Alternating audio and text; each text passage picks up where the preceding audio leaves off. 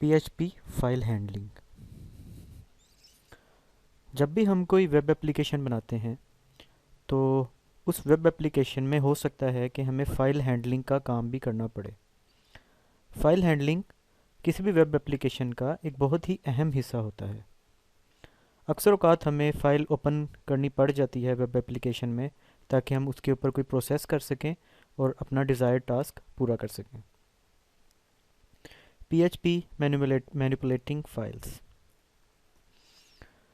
PHP میں کافی functions ہیں جن کی مدد سے ہم فائلز کو کریٹ کر سکتے ہیں، انہیریٹ کر سکتے ہیں، اپلوڈ کر سکتے ہیں اور فائلز کو ایڈٹ کر سکتے ہیں۔ مگر فائلز کو مینیپولیٹ کرتے ہوئے بہت ہی محتاط رہنا چاہیے۔ جب بھی ہم کسی بھی فائل میں کوئی چینج کر رہے ہوں یا فائلز کے ساتھ کوئی کام کر رہے ہوں تو ہمیں محتاط رہنا چاہیے، کیونکہ ہم فائلز کے ساتھ جب کوئی کام کر رہے ہوتے ہیں تو ہم اس وقت فائلز کو نقصان بھی پہنچا سکتے ہیں۔ وہ نقصان کیا کیا ہو سکتے ہیں؟ ہم جو نقصان پہنچا سکتے ہیں یا فائلز میں خرابیاں کر سکتے ہیں وہ یہ ہو سکتی ہیں۔ سب سے پہلے ہو سکتا ہے ہم کسی غلط فائل کو ایڈٹ کر دیں۔